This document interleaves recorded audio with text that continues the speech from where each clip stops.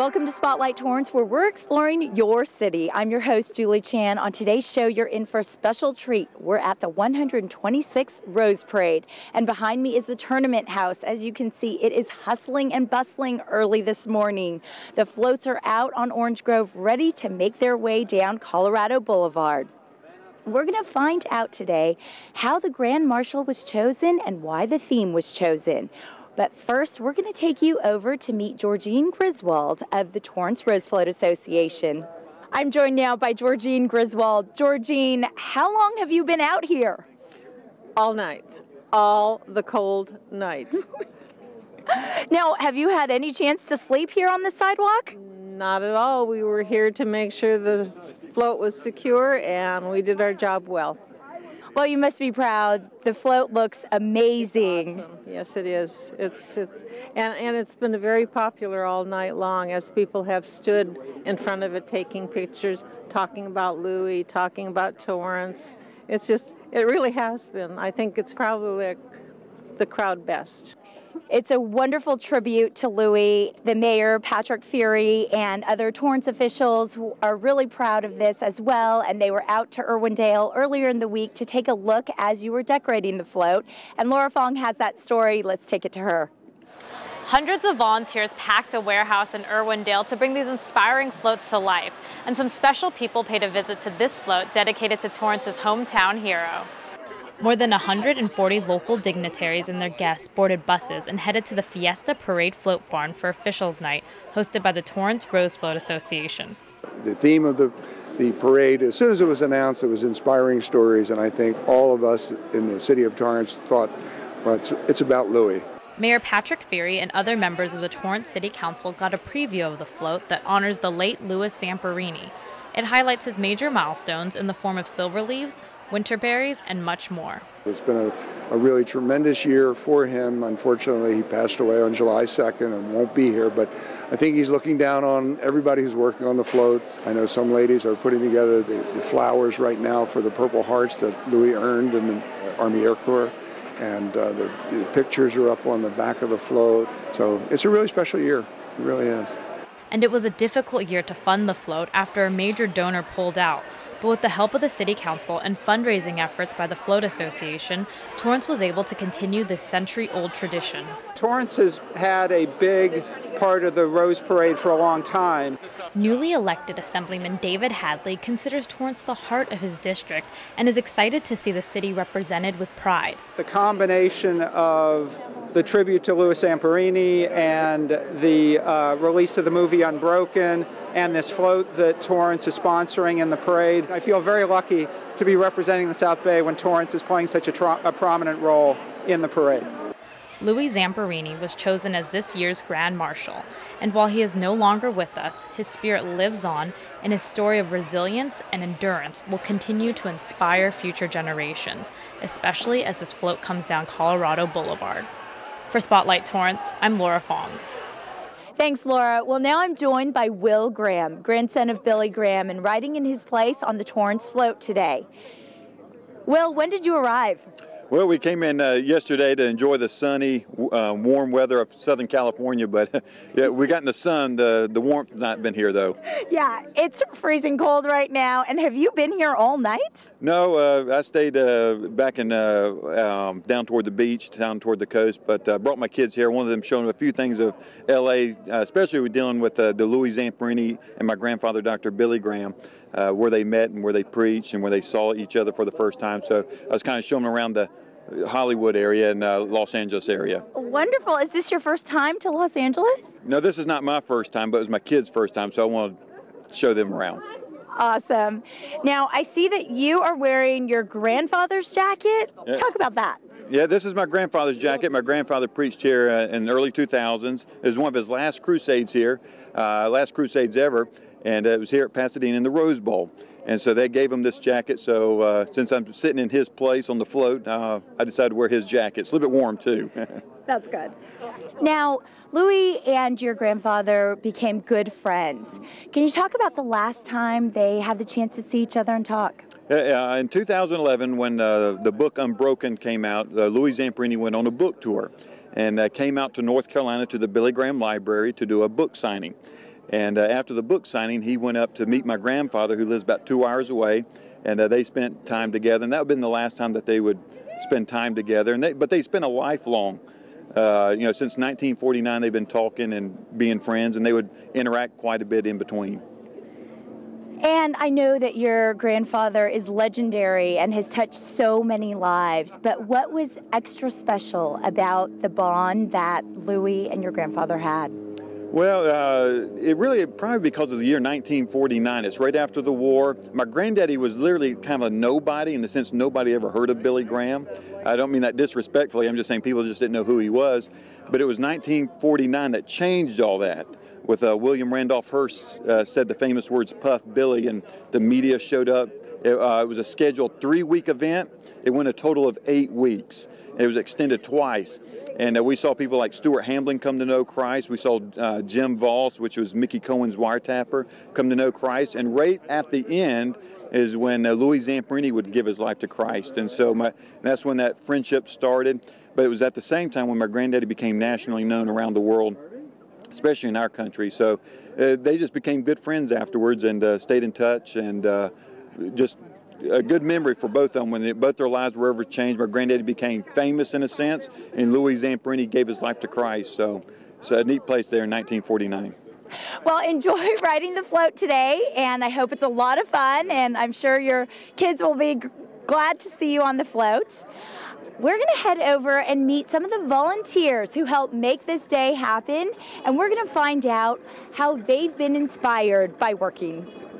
I've been doing it for 19 years, almost 20, and all of my assignments have been wonderful. It's what you make of your assignments. They're all fun. Even when you're standing on the corner, freezing to death, it's fun. Bessie, along with 935 other volunteers, don't mind missing a night of sleep on January 1st each year to volunteer for Pasadena's iconic New Year's Day celebration.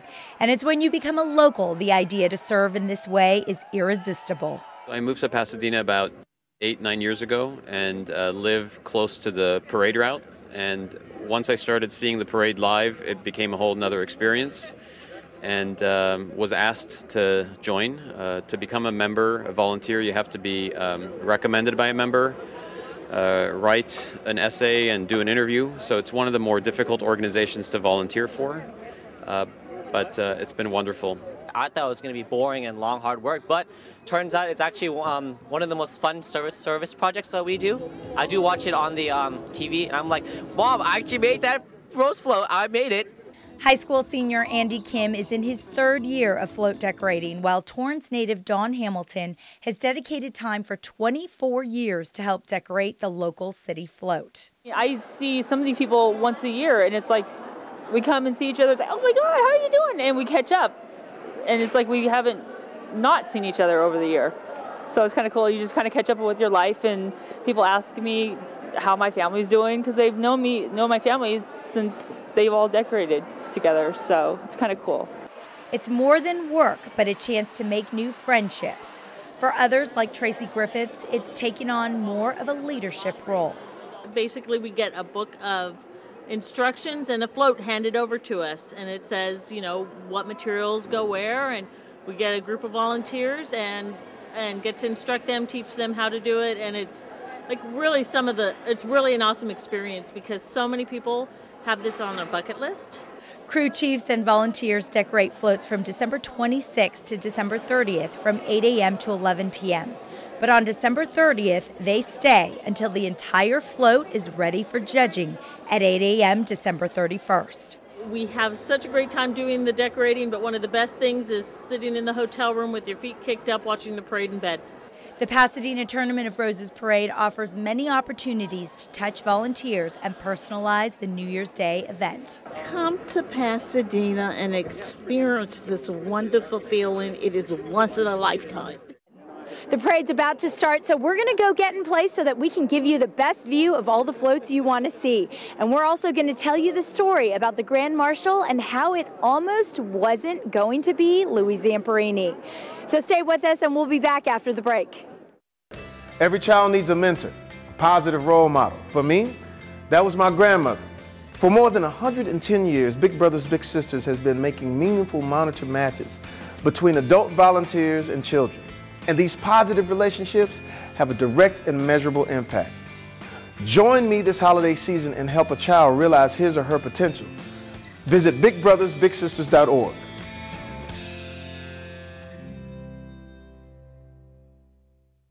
Hi everyone, I'm Carrie Potter. And I'm Kaylin Robertson for Doggone Safe. The holidays with Christmas, Hanukkah, and New Year's Eve parties can be a stressful time for dogs. To minimize holiday chaos, use gates and crates to keep kids and dogs safe during times when they can't be supervised. Also, consider putting dogs in a kennel if you're going to have a boisterous New Year's Eve party. Visit the Doggone Safe website for more important holiday safety tips, including the best way to introduce a pet dog to your family as a holiday gift. Happy holidays, everyone, and remember to stay doggone safe.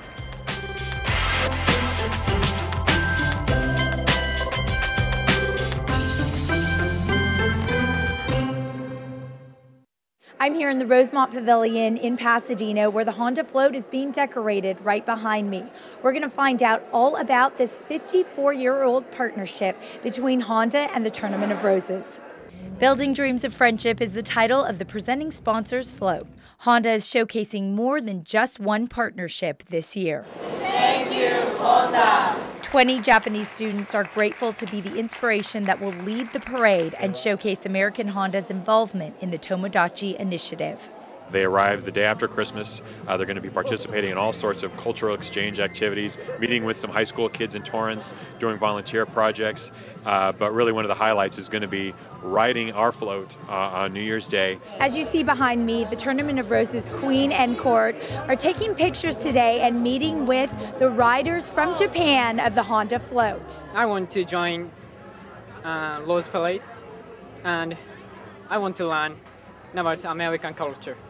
Takumi Matsuzaki, a senior from the Miyagi Prefecture of Japan, was greatly affected by the 2011 tsunami and earthquake. He has watched the Rose Parade on YouTube and enjoyed the tour of how the floral floats were made.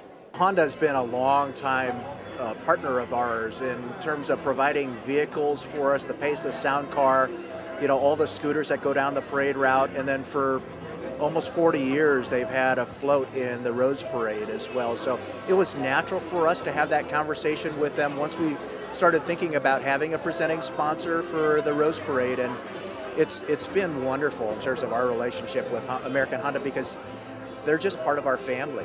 Rose Parade 2015. One side representing Japan, one side representing the United States, joined together by a bridge of friendship and cultural understanding. The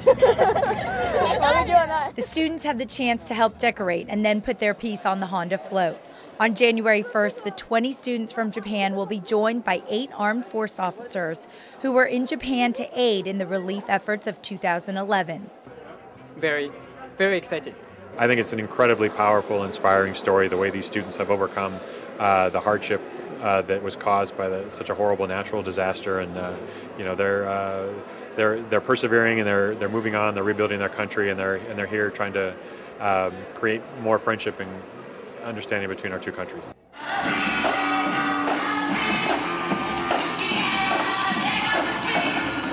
Coming up behind me is the USC Trojan mascot, Traveler 7, the 7th horse that USC has had since 1961. And while Zamperini was a huge Trojan fan, there was actually no mascot when he was there in the late 30s. And behind the riderless horse today is the Zamperini family. Now a look at the Grand Marshal, who lived a life by example and was grateful for the opportunities to share his story. Louis Zamperini felt gratitude in more than one way.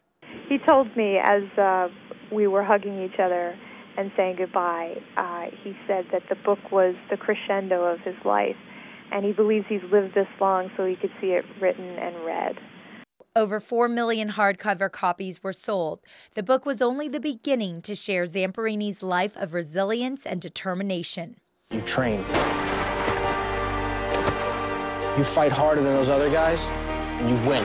After Angelina Jolie read the book, she made it her mission to share Zamperini's story in theaters, while Rich Chinnan had another idea.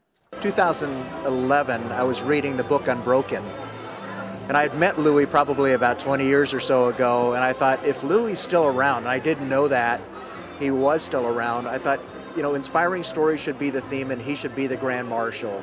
But the opportunity almost passed up the hero. When the Tournament of Roses called my house to talk about it, I said, thank you very, very much. It's such an honor, but I'm going to have to decline on behalf of my father. And then I mentioned it a few days later to my dad. Look at this wonderful thing I did for you. I'm being such a good manager. I turned down the Rose Parade and he hit the ceiling. He said, call them back. See if you can still get it back. That's such an honor. I've got to do it. I've got to do it. Zamperini watched the Rose Parade annually and knew its impact. Not only the chance to share his story with viewers at the parade and watching on TV, but even members of the Rose Court were touched. Louis tells a great story about resilience and forgiveness, and those are two themes in my life that I hold very near and dear to my heart. Personally, I had tried out for the Rose Court twice, and this is something that I've been really wanting to do to represent my city, to serve my city, and the first time I didn't make the court, I wasn't discouraged. In fact, I think it was almost a call to come back and to come back even stronger and to do the best that I could do. And here I am standing before everybody as a princess, being myself, and it's just a great example of resilience. And the theme of forgiveness is another thing that is all near and dear to everybody's heart, because there comes a point in your life where you have conflicts with other people and you need to learn how to forgive and move forward. And he's a great example of those two qualities. Zamperini's legacy was felt throughout the parade. Beyond inspiring the theme, his family rode in his place as Grand Marshal, and his alma mater's Trojan mascot followed. The Torrance Rose Float also chose to honor him with 8 friends of Zamperini, including Billy Graham's grandson. All adorned his favorite collection of USC caps. And behind me is the Torrance float, titled Louis Zamperini, A Race Well Run. We had the chance to meet up with some of the riders. Let's take a look. I've known him all my life, and we grew up in a small town of Torrance at that time, and it was just like a big family. Everybody knew everybody. He would have loved to have been. He was very proud. I wish he was still here. I sure miss him. Well, when the Zamperini family immigrated from Italy, they lived over my grandmother's and grandfather's Italian grocery store in Olean, New York, which is upstate by the Buffalo area, and they became very good friends. And when Louis was born, they asked my grandmother to be Louis's godmother. We built a monument to Louis in our War Veterans Park in Olean, New York. So we put a committee together, we raised a lot of money, and just put a nice memorial together, granite memorial, and it's really there for our younger generation to remember what Louis stood for. I feel I have my grandmother and grandfather riding on the float here with me, and so, you know, it gives me great pleasure, and it's an honor just to be here.